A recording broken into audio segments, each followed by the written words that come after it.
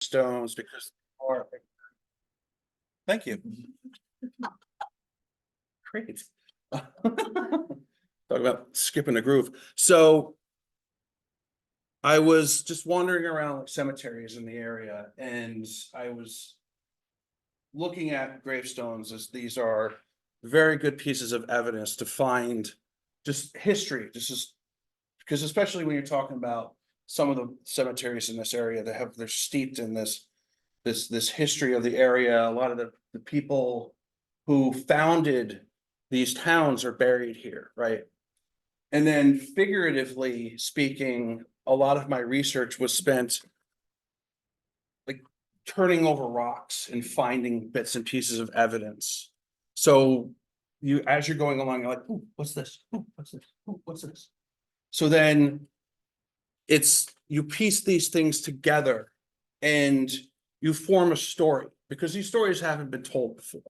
So a lot of this is bringing the darkness into light. So how did I come about this? Like one of my biggest influences, one of my biggest inspirations is Dr. Clement Price. I waited 10 years as a student at Rutgers University-Newark to take a class with Dr. Price. As a grad student, I was honored and privileged to share a classroom with him. And he taught me so much and he inspired me. He made me want to be a teacher because he was so knowledgeable and just so humble and kind and giving of his time. And the class I took with him was the history of slavery and emancipation in the United States. And it was really eye-opening because we learned about the different types of slavery in different areas. And we read so many great books and we had these great discussions. And he passed away. I can't believe it's been almost 10 years. And sorry, I miss him. My next big influence was Dr. Lyra Monteiro. And I took the public history of slavery in the United States. I mean, if Lyra's watching, I know she's going to correct me on this. She's going to send me like an Instagram message. It was called this. I was like, sorry, Lyra. So it was just what I call my blinders off moment, because we just dug into how slavery was foundational into so many of the institutions of this country, universities, the government, literally building things in this country, right? And it was these moments where I started to ask the questions about, was there slavery in New Jersey? Yes. Was there slavery in Morris County? Yes. Was there slavery in Chatham, where I grew up, where I graduated high school in 1993? Yes. So I was 38, right? I'm 48 now. Well, sorry, I was 28. I was now 13. So age jokes, hudla. So it was these moments spent with these professors at Rutgers Newark that made me think of how I didn't know these things, right? That ignorance, and what do I do now with that knowledge, right? So during that class, we picked up this book. This book changed my life. Ebony and Ivy by Craig Stephen Wilder. I use the word foundational a lot, but this is groundbreaking. It was really one of those moments where it coincided with my own research into New Jersey, into Morris County. He talks about how the universities, Yale, Harvard, Princeton, Rutgers, Brown, UPenn, University of Virginia, Georgetown, were all founded either by slave owners or funded by the people who profited from the slave trade. So a lot of what he was doing, a lot of what he did, I saw in my own research. So when we talk about history, we talk about sources. As a student, you're always asked, what are your sources, right? And these are say, what are your sources, or have you read this? So the first thing I came across was the slave records of Morris County. And it was compiled by David Mitros, who was the archivist at the Morris County Heritage Commission over at the library in East Hanover. So there's going to be some examples of these actual records later, but he found the records, and he compiled them and he cataloged them and he put them in order in a way that was understandable, because as you can see, just even by the cover, like all this stuff is like really hard to read. So it's like really time consuming stuff. So this kind of led to other pursuits. Like some of these names were clicking in my head as I'm reading through them. So it's all like well organized. It says, you know, who was from Chatham, who was from this area, who owned other people, their wills and things like that. So along those lines, one of the questions I'm always asked is, how did slavery happen in New Jersey? So essentially, as people came here, as the colonists came here, they all owned enslaved people. You know, the French, the Dutch, the English. As they came here, they brought these enslaved people with them. New York was a slave trading port. Perth Amboy was a slave trading port. Camden, Philadelphia, all in this area, right? So you have evidence of the influential people in Morris County owning other people, enslaving other people. Now, it wasn't widespread. It wasn't self-perpetuating like we see in the South. So, you know, low population density essentially means a low, by people, I meant white people, basically. So these, like basically the ratio was 1-to-1, but it's not like everybody owned another person. It was one person owned a couple people, another person owned a couple more people. And we're talking about the doctors, the lawyers, the pastors, those sorts of folks, the influential folks. The other part of this is that New Jersey doesn't have cash crops. Like in the South, you don't have cotton and tobacco and those sorts of things. New Jersey, especially this area, I mean, you don't really have that sort of thing. So what happened is these enslaved people would work for their owners, right? So they would have, if they were a doctor, they worked in their house, or they kept their housekeepers and stuff like that. But later on, New Jersey has this really hinky relationship with slavery well into the 19th century. The press of this area would go on to defend slavery as an institution. Northern factories benefited from slavery in the South, things of that nature. And we talk about the universities too, places like Princeton and Rutgers. The people from the South were sending their sons to these universities, and they were all rich with the slavery money and the cotton and things like that. So that's the sort of the way these things perpetuated. So the other question, one of the questions I get asked is, what was life like? So life expectancy was about 36 years old. So we'd all be pretty, you know, well off.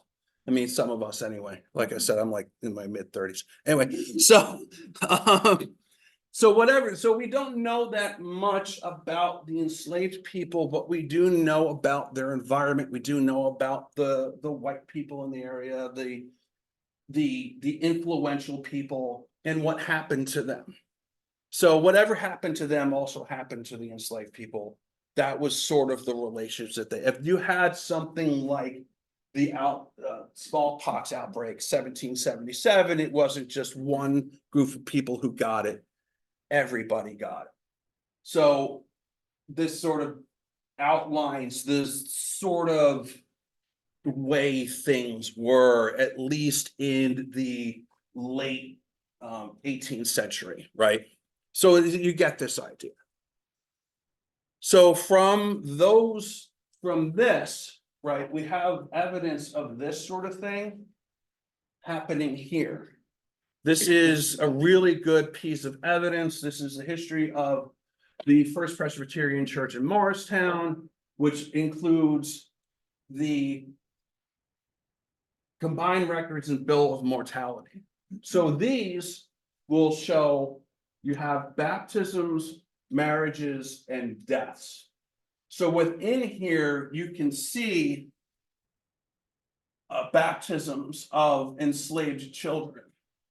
You can see marriages of, where are they? Sorry. Oh, yeah. Enslaved people. You have the deaths of, where can I find them? Somewhere around here, right? Enslaved people, somewhere in that general vicinity. So it's okay. So what are they, so how are they living and how are they passing away and what happens to them? So this kind of adds to the record, right? So you start off with something like this, and you can add to it with something like this. Also, we have many more church records. The Presbyterians were really good at keeping these records because they were run sort of like the government. Positions were elected, there was a hierarchy and things like that. So how things were arranged in their church was they would have to pay dues to rent their pews. They're very big on that. And as you can see down here, it says blacks. So this is where African Americans would sit, usually in the back, and these are stairs that go up to the gallery area. If you've ever been to the First Church of Hanover or New Providence Presbyterian, it's that like lower area and the upper gallery area. So you have the African Americans sitting back here in this. And there's evidence of this in Madison, in Morristown, in Mendham, Ogden Memorial Church. There's a story of a woman named Phyllis who was owned by Israel Day, who sought membership of the church. If you know anything about the history of Chatham, some of you don't, that's fine. Chatham was originally called Day's Bridge back in the day. So the Day family was one of these influential, affluential groups in this area. Also from Chatham, we have this evidence of how people could be treated, right? You have this book of this doctor, Jephthah Munn, and it tells how they administered bloodletting to a black child. Now, you say, oh, great, they treated their enslaved people well.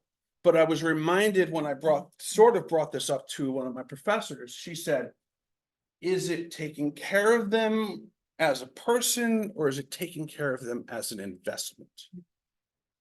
Is it treating them as a person, or is it treating them as property? Because you got to remember, when we look in a little bit at wills and things like that, these people were literally worth money. Also, from this area, have you, just real quick, refresh my memory, going back 1 second. Has anyone ever driven on Beverwick Road? You can raise your hands. Go ahead, raise Beverwick. Yeah, sure you have. Beverwick Road, Parsippany area, Route 46. So Route 46, Beverwick Road, here, there's a park and ride. Behind the park and ride used to be Beverwick Plantation. Beverwick Road, Beverwick Plantation. So Beverwick Plantation was known by a Dutch immigrant, Lucas von Beverhoof. I love saying that. So he was from let me just check my notes. He was from the Dutch West Indies. And he had, let me just find it. Sorry about that. I was on a roof. So he was a slave owner. He had a plantation in the West Indies, and he moved to this area. He was sort of told that he could have the same sort of thing as he had in the Caribbean, except he would have it in New Jersey. Imagine. So when that, so out of this, important to me, important to us, and to continuation of this story, we have this narrative of Phoebe Ann Jacobs, who was an enslaved girl who was sold as a gift, who was gifted to, where's my notes? Sorry. So Phoebe was gifted to Maria Melville, who was the daughter of the president of Dartmouth College. Maria later married the president of Bowdoin College, and they moved to Brunswick, Maine in about 1820. And Phoebe was highly religious. She was very involved in her church there. And she met Phoebe, let me get the name right, Phoebe Upham, who was friends with Harriet Beecher Stowe. And as the story goes, Harriet Beecher Stowe used part of Phoebe's story in Uncle Tom's Cabin. And if you remember, famously, Abraham Lincoln said to Harriet Beecher Stowe something along the lines of, "Oh, you're the woman who started this awful war," or something like that. Because these slave narratives, as they were called, were the propaganda used by the abolitionist movement at that, in the 1840s, 50s, 60s, and things like that. Also, has anyone ever driven on Mount Kimball Avenue? Yes, Route 202 in Morristown, Mount Kimball Avenue goes through Harding, that sort of thing. On the corner of Mount Kimball Avenue and Tempe Wick, right there, is Glen Alpin. Now, Glen Alpin, that house there isn't Kimball's house. His house is, they moved it up the block when they built Glen Alpin. But you can go to Glen Alpin and you can walk up. And if you're really careful, you can look in the ground, like flat in the ground in several different little pieces, are his grave and his wife's grave. Important to us thinking about what we're talking about here is the fact that in his will, he left to his descendants 12 Negro persons, people as property. So you have this continuation of this idea, remember? Let me get to the right spot, sorry.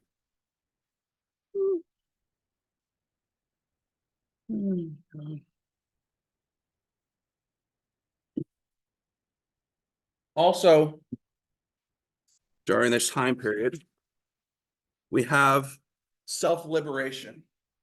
I love that. We used to call these slave ads. Don't like that word anymore, that phrase anymore. I love this self-liberation, because we can take this. These ads are really, really important, because what they do is they describe how they looked, how they behaved, some of their talents, things of that nature.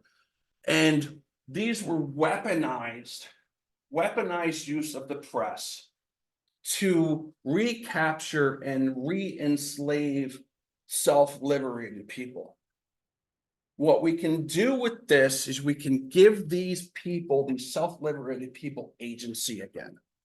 One of the projects that I learned about is in the lower Hudson Valley. There was a project where they're giving school children these ads and asked them to describe them, draw them in pictures and things like that.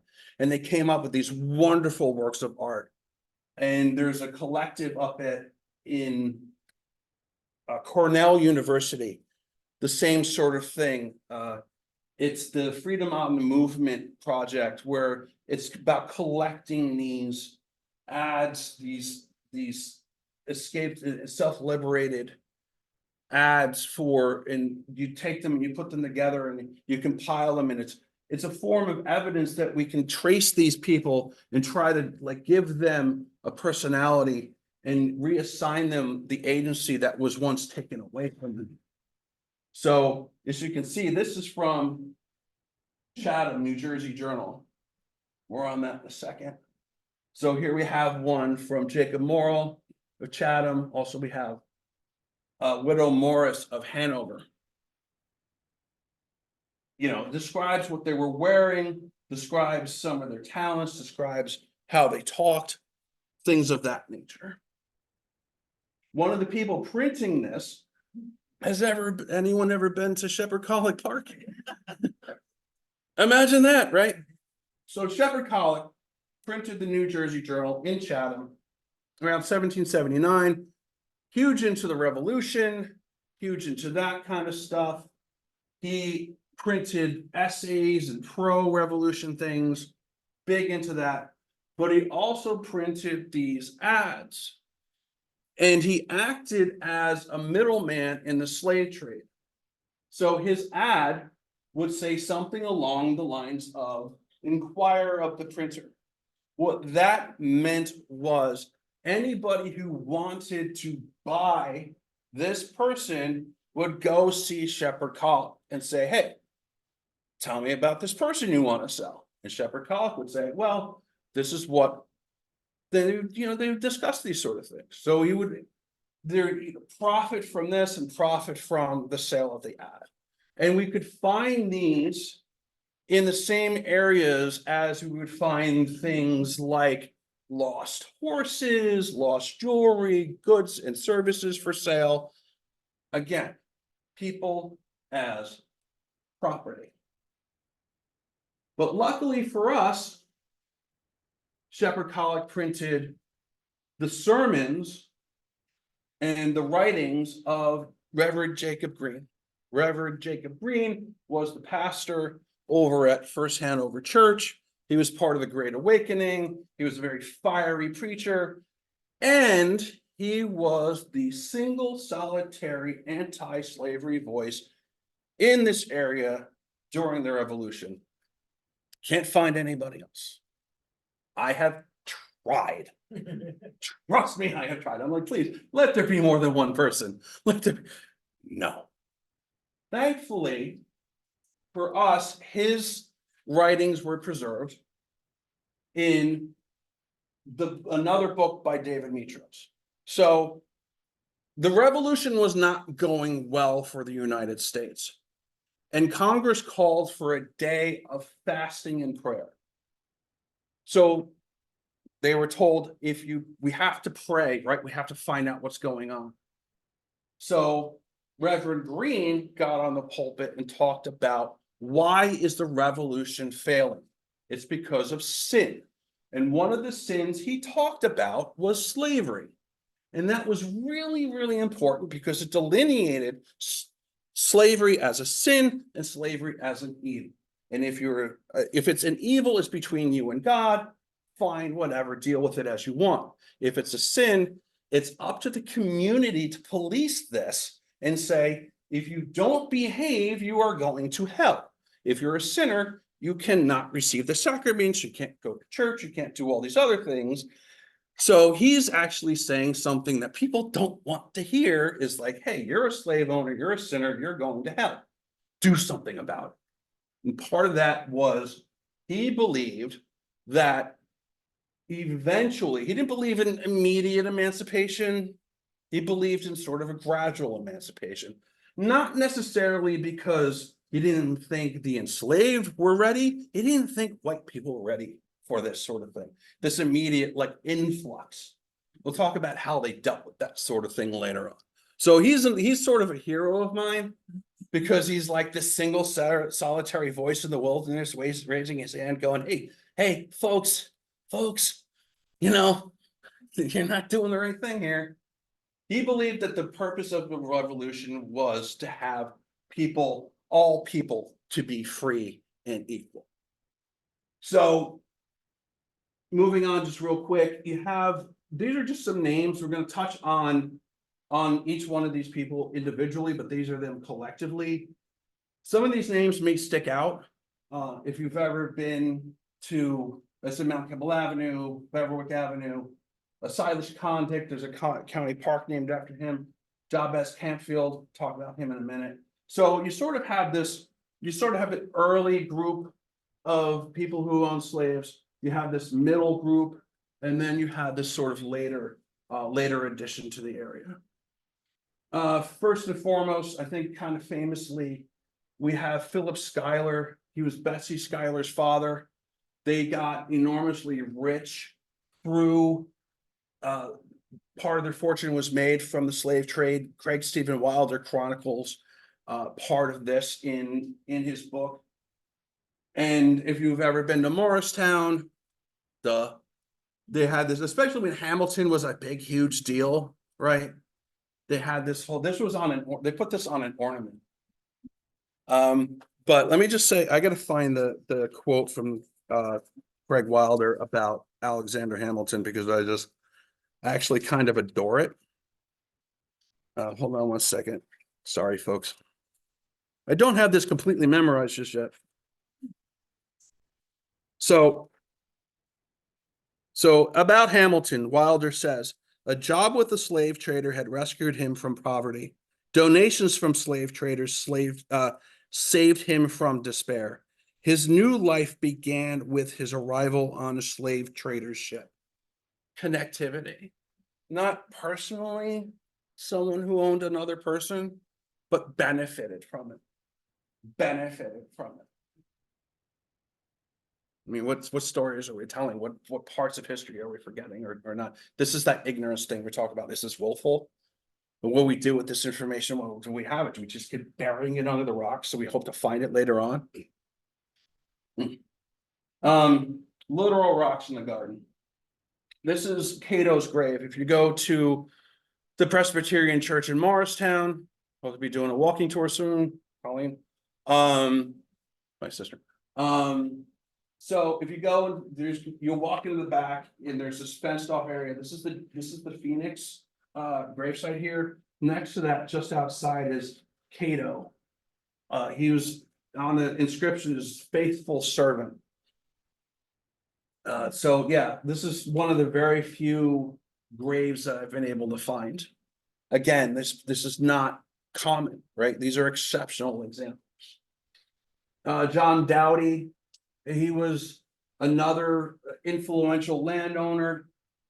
He freed enslaved people in his will, one of them being Jacob Sylvester.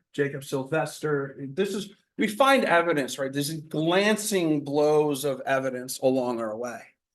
So this is just one of them. This is from the wills and deeds of Morris County. It shows how when Jacob died, his land was divided up into 10 parcels, right? Because his family had dispersed. And here we have his family. This is, I believe Jacob's here. His wife is alongside him, one of their children. Also buried in this same plot, in this same area, is Phoebe, who was an enslaved person who was murdered by Antoine LeBlanc. It was a sort of famous murder thing. He like hacked them to death and then they hung them and they turned his skin into wallets and stuff like that. If you go to the Morristown Library, can I see Antoine LeBlanc wallet? Sure, here you go. Okay.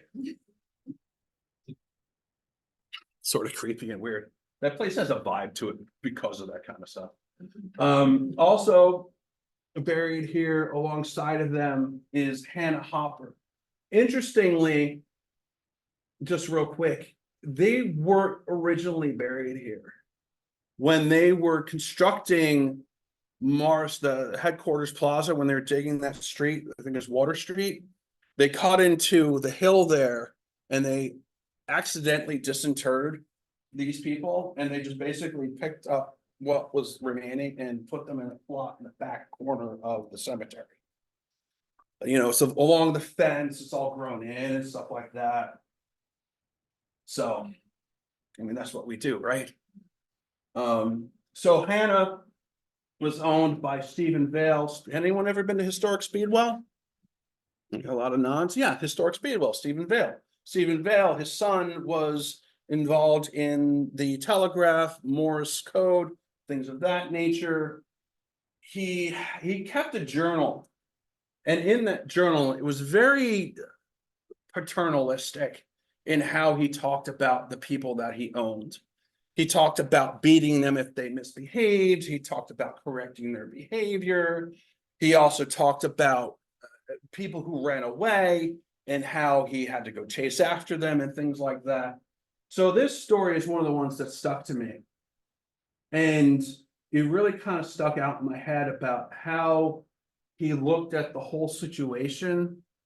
And so it says, Joe, Cato, and Jim, 3 black persons, took my 3 horses unknown to me to swim them in the paper mill pond at a place called Bird's Hole. Joe and Forrest went under, and Joe slipped off and was drowned. 1.5 hours after we succeeded in getting the body, he had a bruise in one eye, supposed from the kick from the horse. Cato and Jim says the horse fell with him, and both went under, and the horse rose without him. The 3rd time they went down.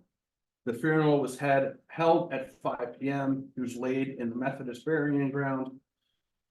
I think the Methodist burying ground was where the Century 21 is now. I think it's on old maps and stuff like that. And the thing that catches me is it says has been a very warm day.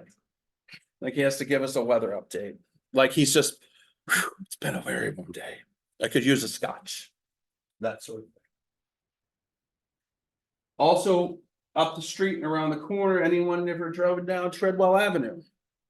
Treadwell Avenue, home of Vincent Boisabon. Vincent Boisabon was a French nobleman who came here during the French Revolution. He fled his plantation in the Caribbean. And there's an anecdotal story about him. And I will bring it up. And here it is. It says his parting with his slaves, some 1,200 in number, was most affecting. Having been to them a kind and protecting master, they were greatly attached to him and wished to follow him and share in his fallen fortunes.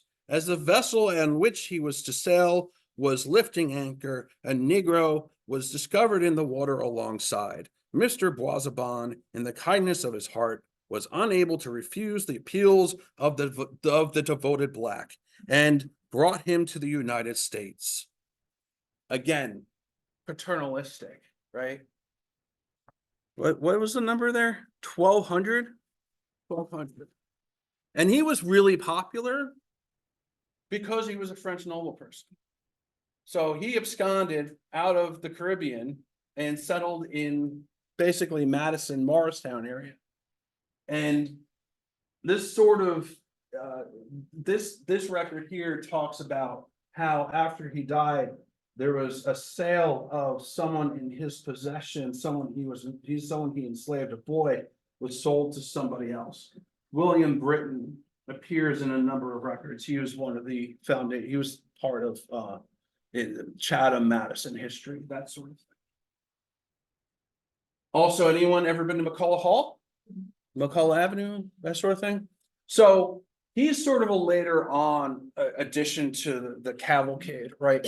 So he comes in, he's already a successful business person. He has ties with the French, especially during the revolution and things like that, post-revolution. He's got connections with Boisabon.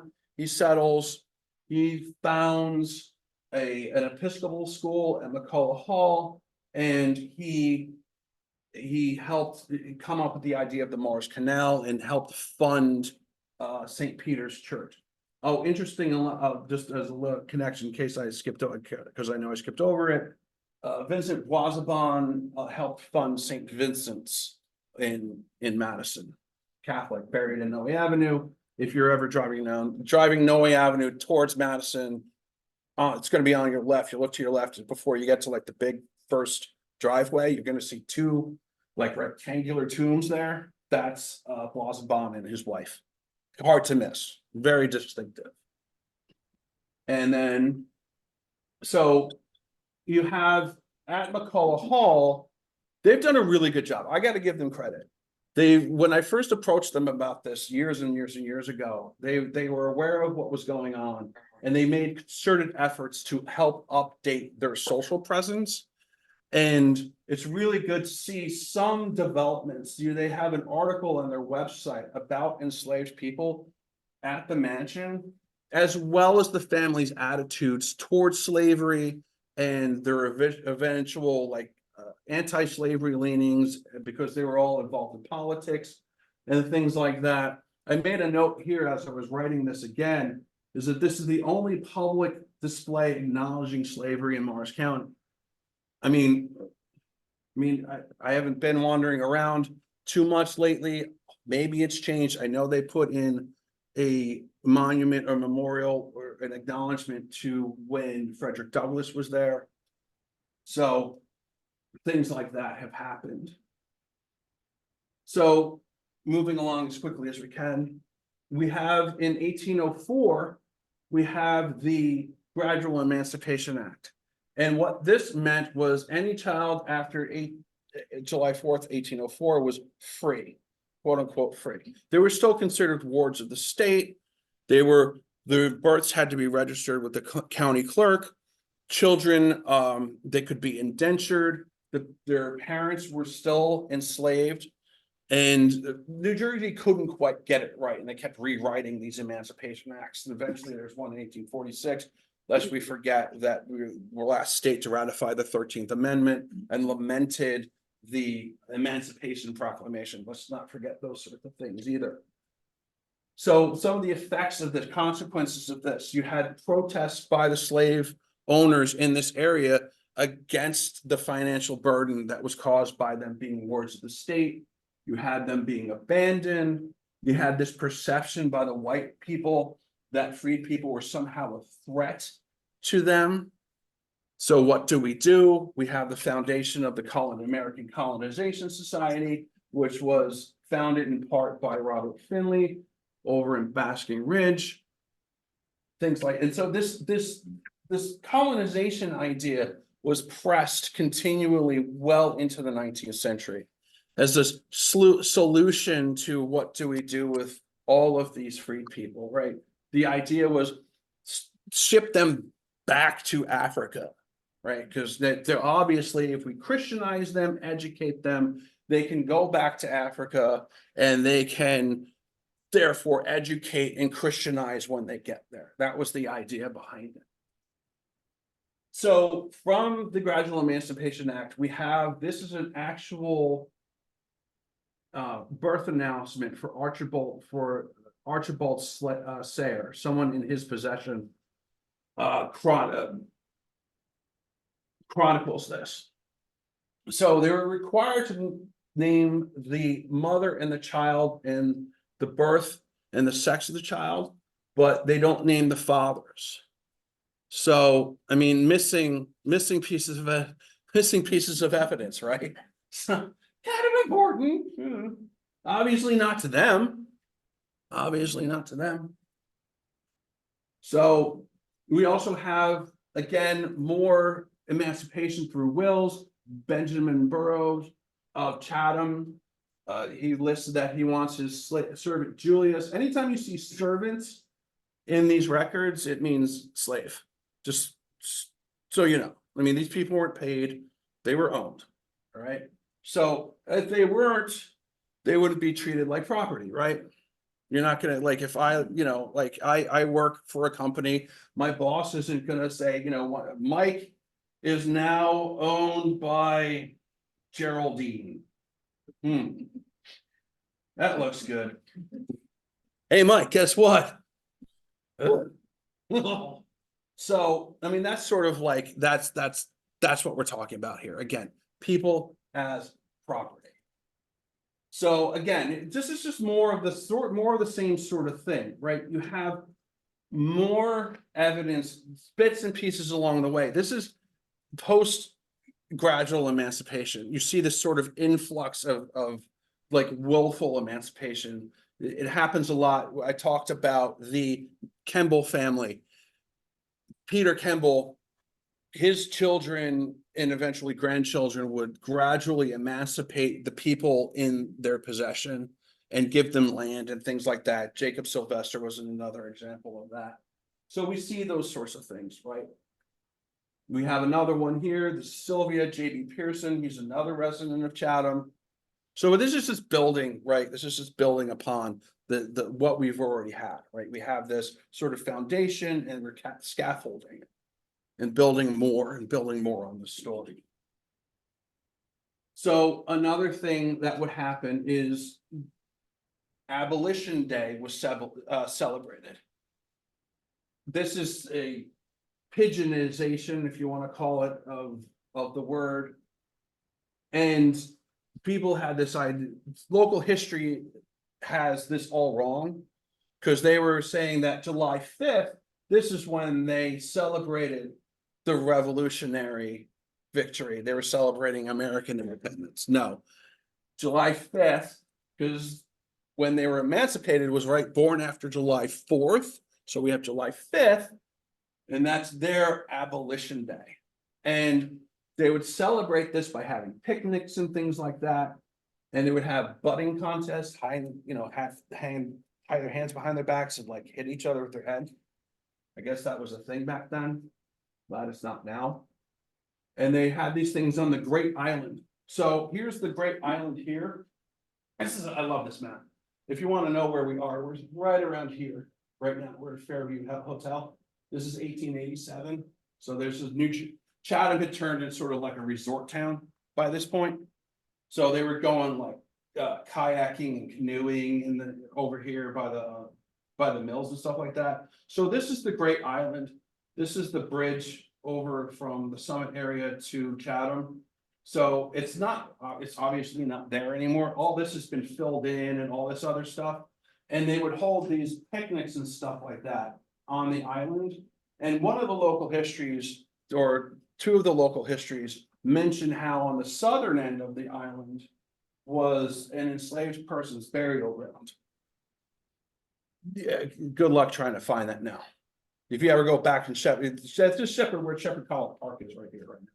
So if you ever go back there, back by the old dams and stuff like that, it's all just water and fill and old dams and things like that. So, it was when I first heard about this, I was like, LiDAR. It's like, no. Ground sensing things. No, sorry. It's not really going to find much, unfortunately. Then also in the Chatham Township records, post-emancipation, you have evidence of a person they called Black Bill. Now, Black Bill was part of the poor rolls. So what would happen is if somebody was poor, they would put on these rolls and they were put as indentures. And whoever bought the indenture had to take care of this person. So collectively, it's sort of like welfare, kind of like welfare a little bit, in that there's obviously someone who is elderly, and the town sort of gets together and says, we need to take care of this person or these people. And here's he's mentioned a few times in the Chatham Township records, 1823 and on, just little blips along the way. Then later on, you have the Gibbons family.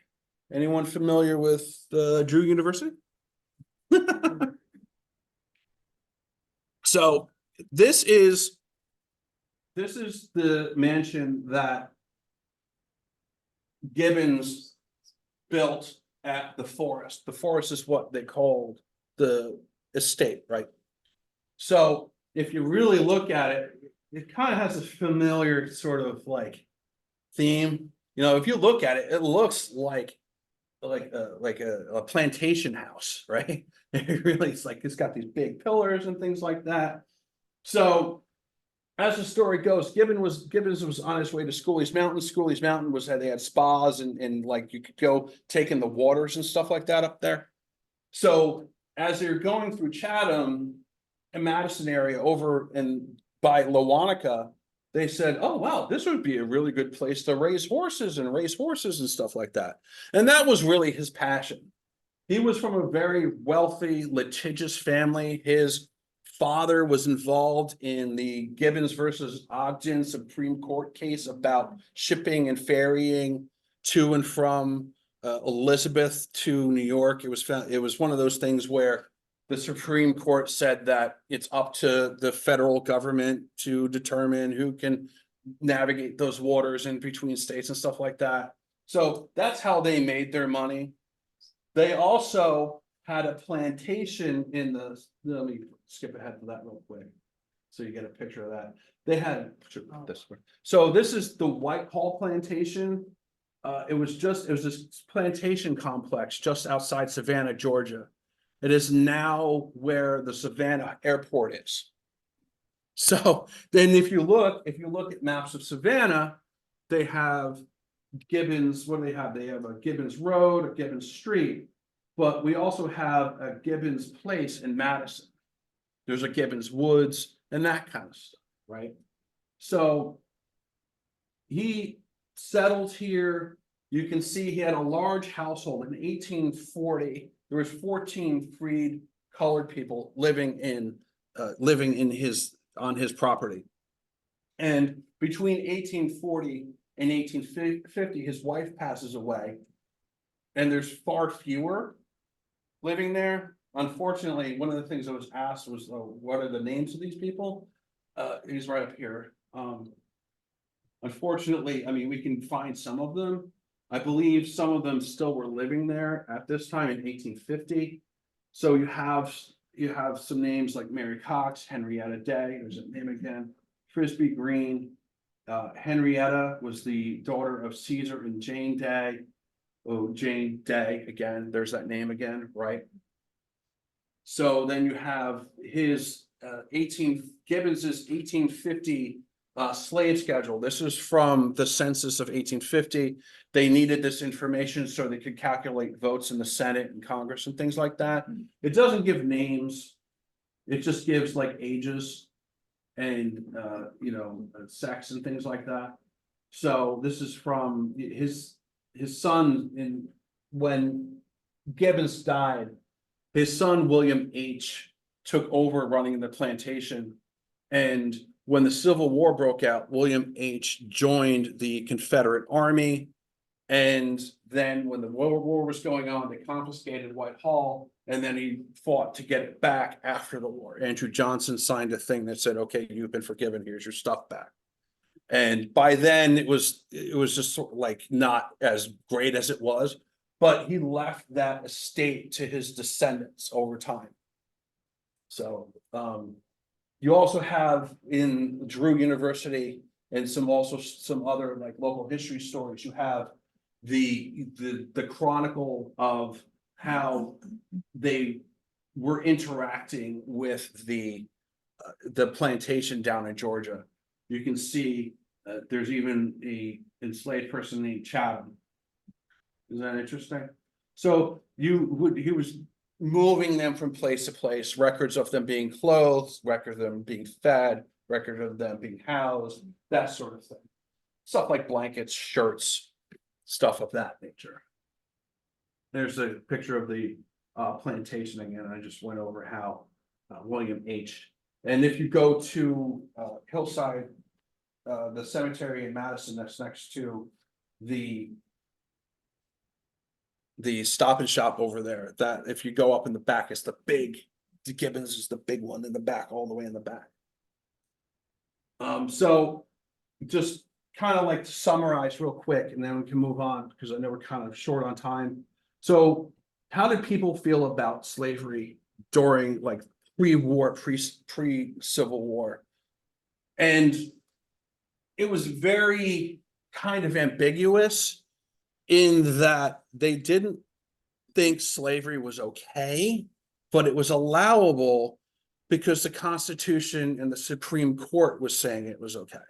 They weren't happy with the Fugitive Slave Act. They weren't happy by Kansas about Kansas, Nebraska, stuff like that. But at the same time, both sides of the political aisle, Democrats and Republicans, there were two newspapers in Morristown. One was Democrat, one was Republican. They were both along the lines of, well, what are we supposed to do about it? We're just people in Morristown, New Jersey, that sort of stuff. At the outbreak of the Civil War, they were both for military action, but towards like 1862, 63, the Democratic newspaper was calling for things like a peace by any means. They supported, the Democratic candidates throughout the state, right? So they wanted a changeover. They were tired of Lincoln. They wanted peace, that sort of stuff. And they were like, fine, just get peace as long, however you want, return it to the status quo. And the Republicans, in this sense, weren't abolitionist. Abolitionism was found here in the New Jersey Freeman. It was a abolitionist newspaper printed in Boonton by Dr. John Grimes. They were involved in the Underground Railroad along with Quakers from Randolph and the Schooley's Mountain area. Charles F. Hopkins, who earned the Medal of Honor during the Civil War, he was eventual mayor of Boonton. In one of his stories, he talked about running and hiding and like at night, like hiding enslaved people in carts and things like that, and running away from the sheriff. It's very adventuresome because he was basically a teenager when this was happening in the 1840s. His father, Charles Hopkins' father, was adamantly abolitionist and raised his children to be the same way. So eventually he joins the Union Army, earns the Medal of Honor, and he becomes mayor, and he talks about these adventures that he would have, adventures if you want to call it that. And then Baxter Sayre from Madison was another person who was involved. You can find his grave over in the Hillside Cemetery. This is Dr. John Grimes. He's another personal hero of mine because he's this solitary voice in the wilderness, right? It's very unpopular. Abolitionism was very unpopular.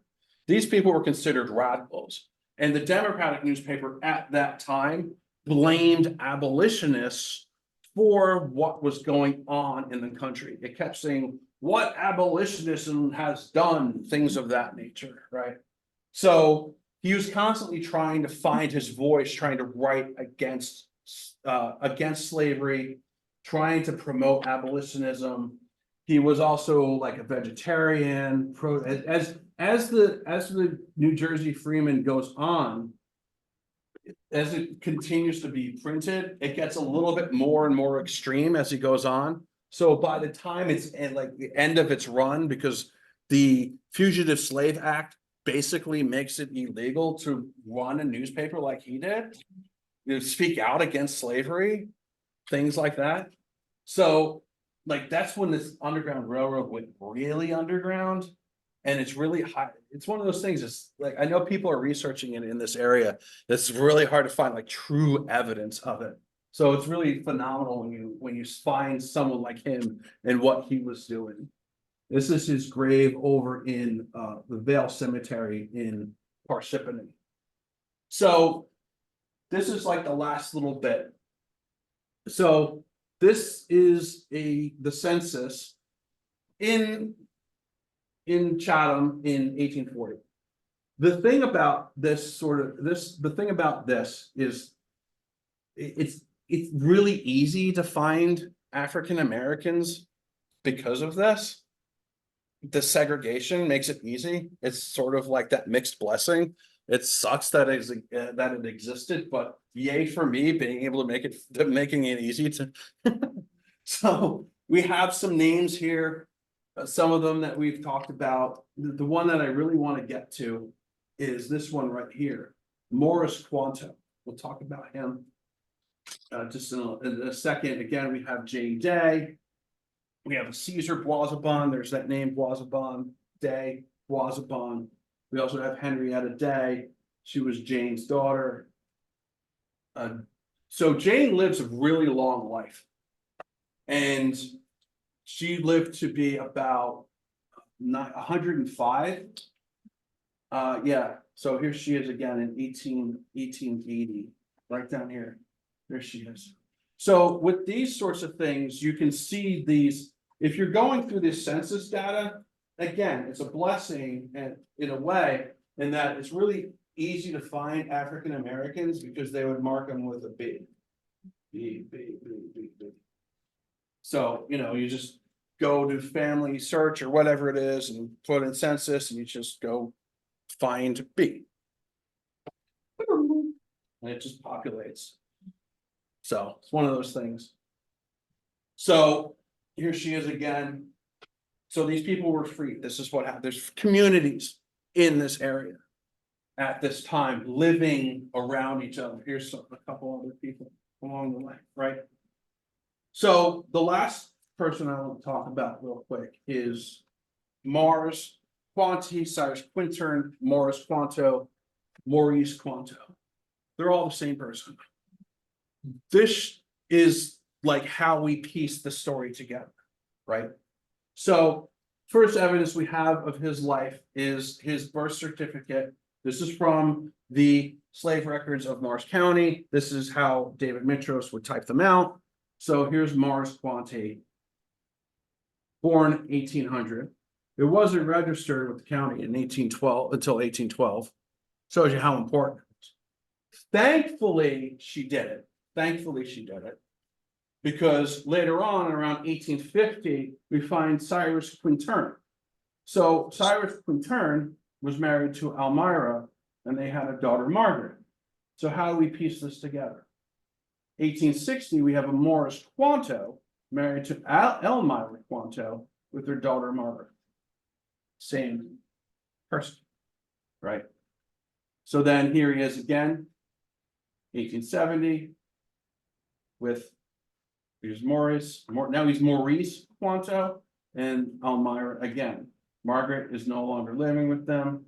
We also have, remember, kind of went over just briefly, Frisbee Green, Frisbo Green.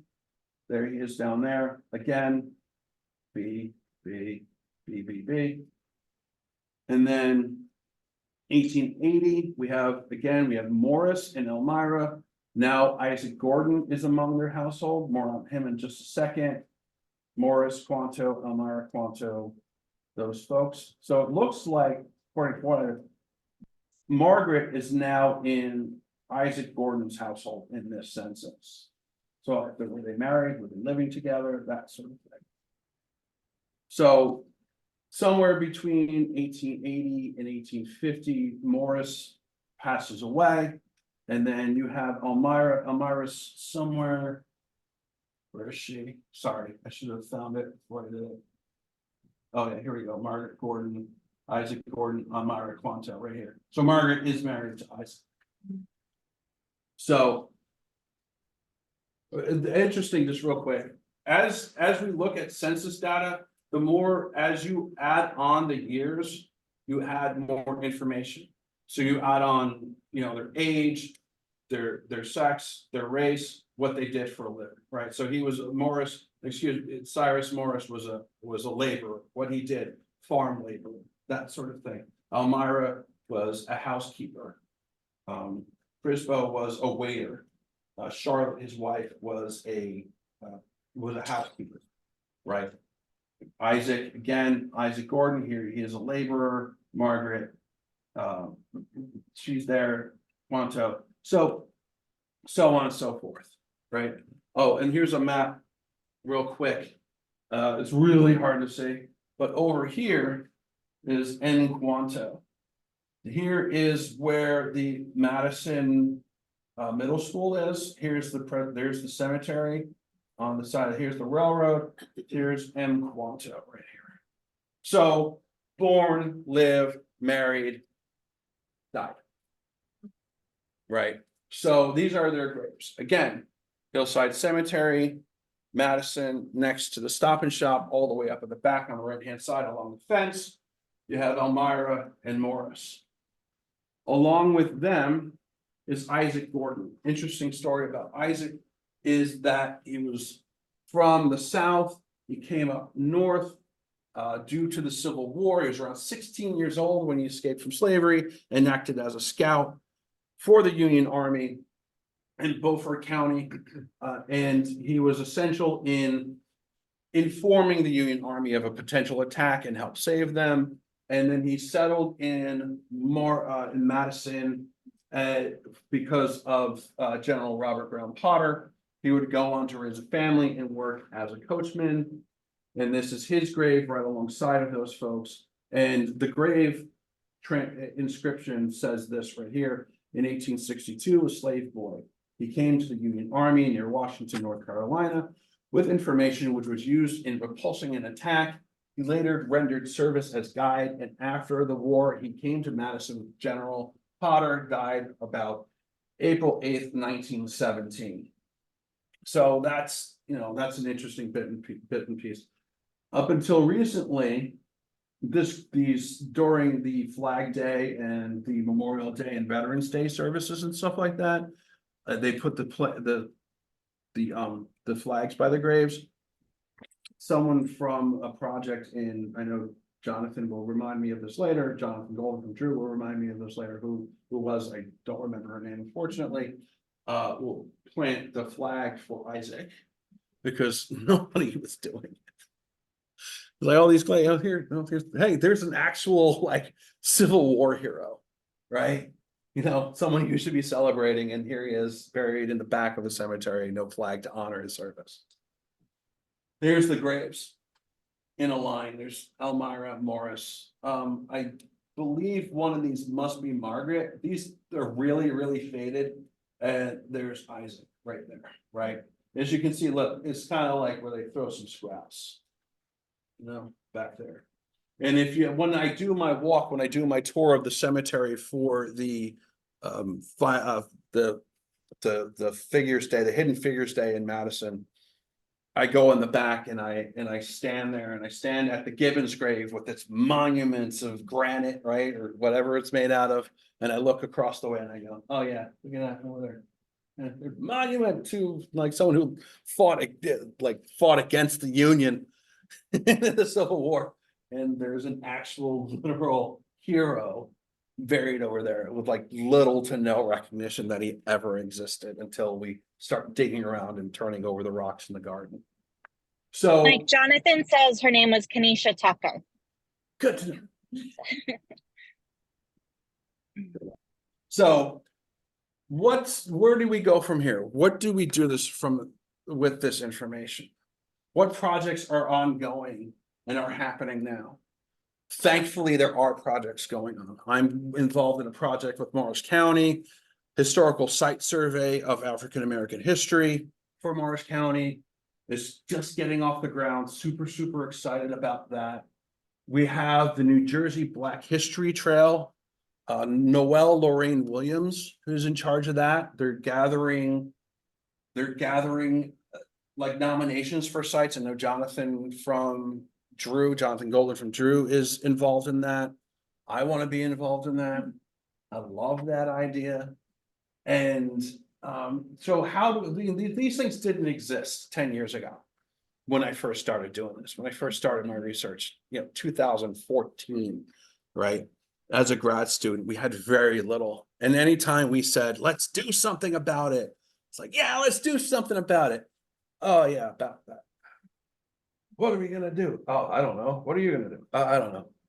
So hopefully this presentation has been enlightening, insightful, educational, has brought about some form of awareness, and what you do with it now is up to you, right?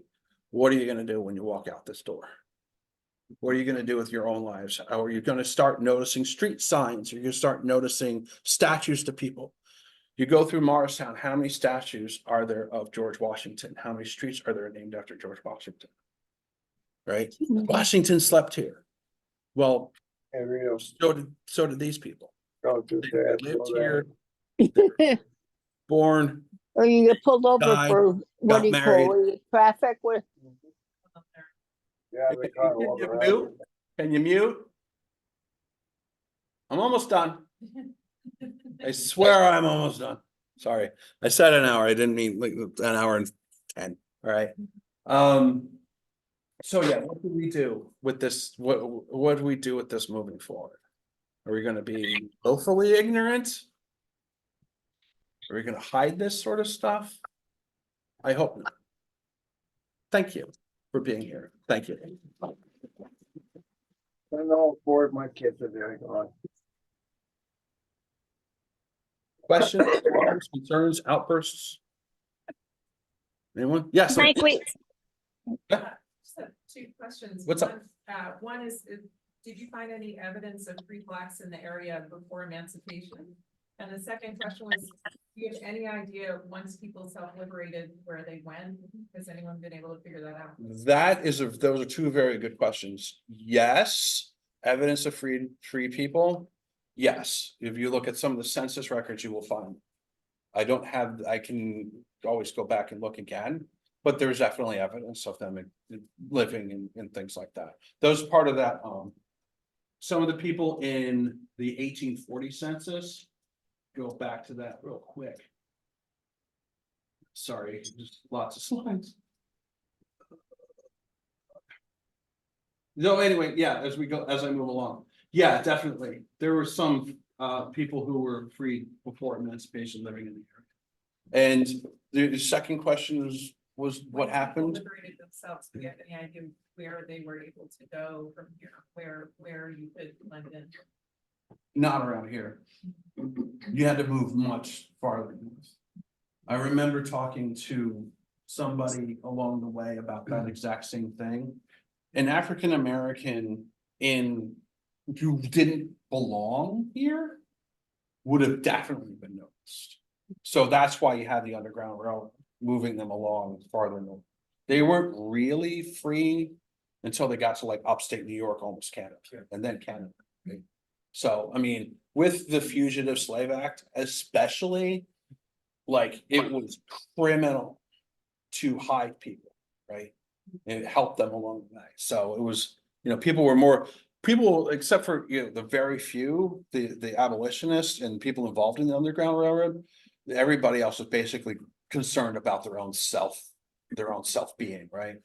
So like finding them is that's where like the Cornell study sort of comes in, where people are able to sort of trace things along the line, stuff like that. What's up? Thank you, Mike. That was great. Thank you. 1804, the beginning of gradual emancipation. I think you then shorthandedly, inadvertently referred that to that date as an emancipation year, which of course it was not. That just, Right. as you said, Right. anyone born 1804 or after was supposedly free. Allegedly, but they were still kept in bondage until they're For 20. you. It also means, as you read way more than I have. Someone born in 1803 would be enslaved for the rest of their lives. So it was only until what, like the Civil War, Right. before there was freedom in New Jersey. Yeah, I mean, like New Jersey tried, there's one of the books I brought along with me it goes into that exact detail about this idea that New Jersey was really, really difficult to get them to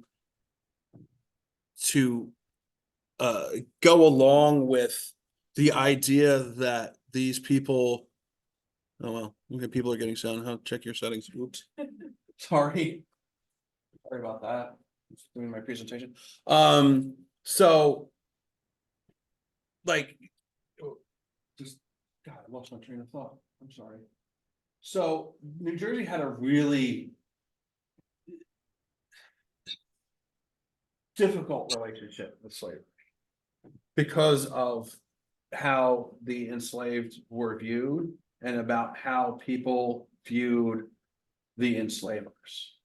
Part of why I tell the story the way I do about how these founders, these influential people in the area were like looked up to, like people like Vincent Boisabon, George McCulloch, people like that. So they were held up to this higher standard. They weren't just industrialists and you name it. They were like sewn into the fabric of what was going on. They weren't just involved in the industry and the business and things like that. They were also involved in the government. They're involved in the churches and So they're kind of held to this lofty standard of, this is what you're supposed to do and how you're supposed to behave. So New Jersey kind of has this really difficult relationship with slavery. And the legality of it was something that they definitely struggled with back then. And, the abolitionist voice wasn't heard until much later.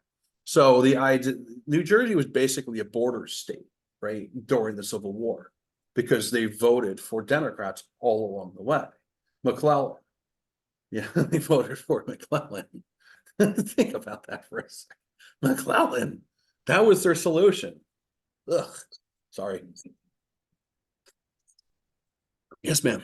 Sorry, Mike, we have a handful of questions on the chat as well, if you want to take a look at those and go through them. Or do you want me to Yes. read them out? I have one question here, just real quick, Sure. and I'll get to that. Sorry about that. Okay, thank you. Sure. The slave owners educate and teach their slaves to read and write. At a point, yes, they did. There was a movement in between the later part of the 18th century into the 19th century, where there's this movement to educate the Christians. So that was part of Presbyterian Church was big into that at that moment. The idea was preparing them for freedom. Like, in order for them to be truly free, we need to educate and Christianize. So they would teach them to read. They would teach them. They teach them the Bible, like the edited version of it, the stuff that they wanted to read. They wanted them to read that kind of stuff. Thank You know. you. Yeah. So, chat. Hello. Voice in the dark. Hi, it's Stacy. So I'm just going to read out these questions from the chat. Wasn't there a large number of slaves working in fields and farms of New Jersey to supply New York City with food? Not really, no. There was like that whole thing with the Kemble plantation and the Beverwick plantation was as far as we get as sort of an agricultural movement in this area. There was more industry than anything else. And in Morris County, they were mostly kept in homes, housekeepers and things like that. Out in places like Chester, there's evidence of them working at the mills in that area. Some farm work, working in mines, in Upper County, things like that. But for the most part, in New York kind of had its own thing going on at the time. Once industry really started in this area and started supplying, it was sort of like a reverse thing actually in this around here, because people from New York came from there and settled here and used this as sort of like their vacation land and had their like seasonal homes here. So it was sort of like a reverse of that idea. I mean, as far as what I've read in my own research. Okay. Jonathan Golden also said he thinks last year that the town may have finally put a flag on Isaac Gordon's grave. Oh, thank you, Jonathan. I knew you would correct me. Hidden Thank you, Figures Madison. Day tour will be May 3rd this year. Free blacks. Great. Sorry, free blacks and women who own 50 pounds of property could vote in New Jersey until 1807. Is there any evidence of this in the county's voting records? I have no evidence of that. That is not to say that it doesn't exist. I mean, we got to find the records first, right? Let's find those. Okay. That'd be a good Can you next project. Voting records. Can you provide the name of the paper about Hamilton and race consciousness? Yes, absolutely. I'd be happy to. That was by Lyra Monteiro. Let's go back to the beginning. Let me get rid of that. Sorry, chat. Off you go. Why are you not moving? All right, let me go to my slides. Sorry. Evidence, notes.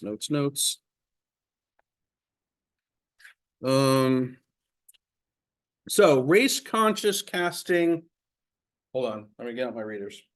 Race conscious casting and the erasure of the Black past in Lin-Manuel Miranda's Hamilton by Dr. Lyra Monteiro. And you can find it online. And Lyra's amazing, and she is involved in any number of ongoing projects. She's currently trying to get the I think it's the Penn Museum, if I remember correctly, to like come up with a reason why they or she protested them burying the remains of African Americans who they had on display. They had skulls and things like that in the museum. And then people were like, why do you have skulls? And they said, oops. And then they buried them. And and Lyra's like, no, don't do that. So there's a whole, there's a whole thing. Anything else from chat? Yeah, we have a few more. Okay. Boy Sabin home on Treadwell Road. History sign indicates that it may have housed self-freed slaves on the Underground Railroad. Has this been confirmed? That is a sort of gray area. You ask the right person at the right time, they'll say it's underground. You ask the wrong person at the wrong time, they say it wasn't. The thing about the Underground Railroad is that it became incredibly popular to say something was part of the Underground Railroad when it wasn't. Anytime someone found a tunnel, a hidden passageway, something like that, they said, Underground Railroad. Not always. It has to have hard evidence. And the sign says Underground Railroad, but I mean, that's not, I mean, like, you got to think of logistics, right? I mean, would you want that to be on your property and like people know about it, right? I mean, I just kind of think if I were that person, what would I be doing if I was I would want them out of this area as fast as possible. I wouldn't necessarily be looking to hide them anywhere. I mean, that's not to say it didn't happen. I know there's Underground Railroad sites in Montville, Boonton, places like that. But that sort of is the Treadwell thing is sort of like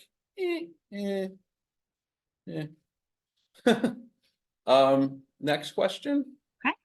Do you know if Perth Amboy has any recognition of the slave trade there? Yes, they actually do. I saw the question on there, and yes, they do. Most recently, they have a monument to the slave trade there. Yes. There's been that popping up throughout New Jersey. Camden has it, Perth Amboy has it. I know they put one on either side of the Delaware, one in Philadelphia, one in Camden. Sort of like right where the concert place is down there by the bridge. Forget what it's called now, BB&T Pavilion. They changed it like 18 billion times. It's a great place to see a show, but it's in Camden. So yeah, there's monuments popping up all over the place. I got one down here. What's you got? I understand that within the last year or so, a Confederate flag was placed on Gibbon's grave in Madison. Is that a movement around New Jersey? Unfortunately, yes.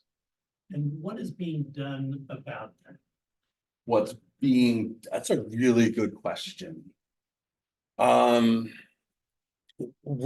we did the Hidden Figures, Jonathan brought it up that someone put a Confederate flag at the Gibbons Monument in the cemetery, and there was something written there about like a true patriot or something like that, if I remember correctly. And it just like boils your blood, you know, when you think about it. And what's being done is, you know, people are going to feel the way they're going to feel, right?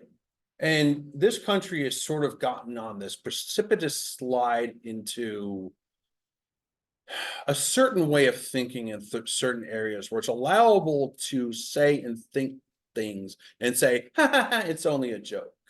I was only kidding. I'm just only kidding. And that's allowable. It's like the bully logic, right?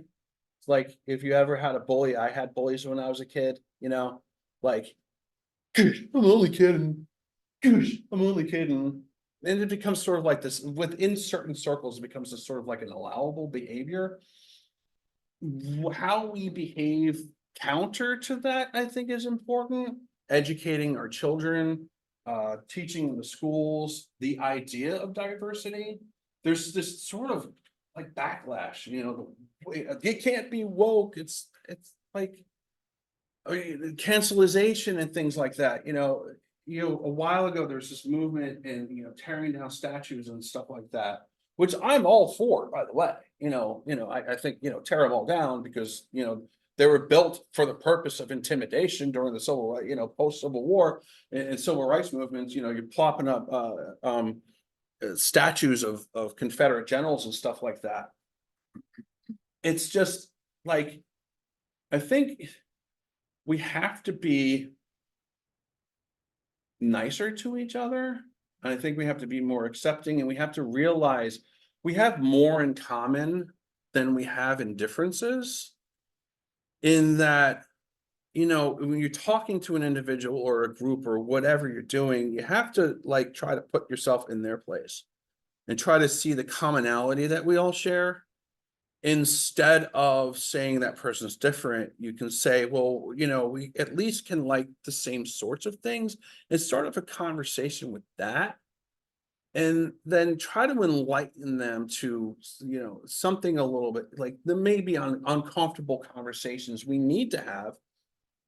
Instead of, just throwing, there's that instant gratification that we have nowadays. You whip out your phone, throw something on the internet and expect no consequences from it. Now, freedom of speech is one thing, but when you're saying things that are like hurtful or derogatory, things like that, I think it's abhorrent, and we have to do better, honestly. I mean, and when I heard about that flag, it honestly, it didn't surprise me because 2020, I was up in Long Valley, 2020 after the election. I was up in Long Valley, and there's these pickup trucks all over the place. Excuse my French. Confederate flags in New Jersey. What the hell is going on? Right?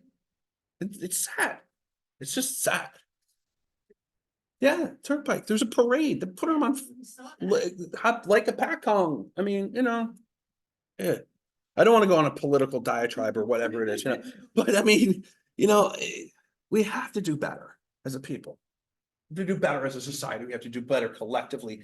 In order to do that, we have to be better people individually, I think. Does it make sense? What's being done? What are we doing? What can we do? Tear down the flag, let people know that it happened and say, this is not right. Not allowable. Can't do it. You lost. You lost. That's it. You were traitors and you lost. Next, sorry. How can we support and be involved in the Morris County projects that you're doing? Do you already have any ideas for encouraging Chathams for recognition more? There's so much to do because eons of history every day have been buried or not written about. And for every gravestone you found, there's 1,000 that are unmarked where people were laid. Yeah. So how do we follow along with your Morris County projects, or what do you recommend based on what you know about Chatham that where we can start doing some more? First and foremost, there's a park a little bit that way, named after a guy who was involved in the slave trade. It's a good place to start. Honestly, if you're going to do something, start there. name it something else. I mean, you know, erasure, inclusion, woke, cancelization, whatever you want to call it. I mean, it's one thing, listen, the revolution happened here, and it's really, really important. And the revolution wouldn't have been won if it wasn't for Morris County, Morristown, Morris County, Chatham, places like that. But it was a very sliver of time, right? And we celebrate. It's practically one of the only things we celebrate. So, I mean, spatially, historically speaking, it's like whoop. The enslaved had lived, born, lived, married, died in, you know, generations, right? So Washington, again, I'll say it again, Washington slept. But I mean, that's the story that Washington slept here, Hamilton, but what about everybody else? What about the enslaved people who were working in their homes and stuff like that? You know, my idea is we have to have some sort of public recognition of the enslaved people who lived, born, lived, married, died, whatever format that takes, right? It could be Morristown Green has, you know, statues, right?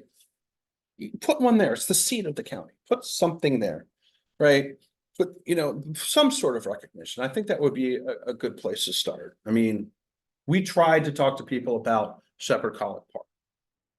And the response we got was, well, bureaucracy.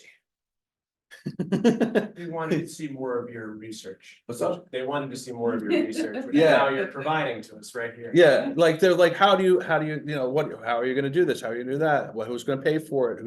There's gonna be scoping studies. What else are we gonna name it? You know, how do we support this? How do we not support? It's like you have to do more stuff. So, I mean, that's sort of some of the things we can do. Some of the things we can do.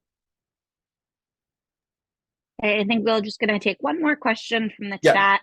Okay. Where does one start to do their own research in their own county? It seems like a lot of this information is hidden. Yes. And it really honestly it really depends on where you live. Morris County has luckily Morris County has the books to support it. Morristown Library has a local history section that is phenomenal. Morris County Library has a section that's phenomenal. I know Somerset County has some good stuff. Hunterdon County has some good stuff. Union County, Essex County. The thing is like each area. The question is for Bergen County specifically. Bergen County? Sorry. Yeah. You would have to go to your local historical societies and just start asking. You go to a meeting of the local historical society, or knock on, go to a library and go to the local history section and open up some books and just go to the index, slavery. Okay. Then you start piecing together names and you can start building your own stuff. I know there's some places in Bergen County who have already started this process because they've contacted me, like, what have you found so far? And I think the historic trail that they're working on is going to start to connect some of these dots. So it's going to be able to bring some more of this stuff out.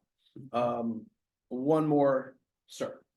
I grew up in Bergen County. Oh, great. Last year I went to the Legacy Museum. Oh, Which nice. was a profound experience. I highly recommend it, but they had an exhibit, actually a visual on the slave trade. And in the mid 1700s, Bergen County was a significant part of the slave trade. Mhm. And that was all Dutch Reformed farmers. Yeah. That's the Dutch. The Dutch, Pequannock in Morris County was So- huge Dutch. So whoever's asking about Bergen County, maybe the Legacy Museum. Legacy Museum, if you didn't hear that, the Legacy Museum is a place in Bergen County that has some stuff. It's in Alabama. Alabama? The Legacy Museum in Alabama. Legacy Museum in Alabama. It's Equal Justice Initiative, Brian Stevenson, and they've done some tremendous research. Oh, great. Fantastic. That's good to know. I love that. All right. So we're basically well over time. Again, thank you for being here. Thank you for joining me and being a part of this experience. Again, it's been 4 years. Yay. Good job. Good night. Good luck. Thank you. Thank you so much. We greatly appreciate it. What's that? I said, thank you so much. I greatly appreciate it. This is Thank you. fantastic. Good night, chat. Bye. You're welcome, Linda. Fantastic. Oh,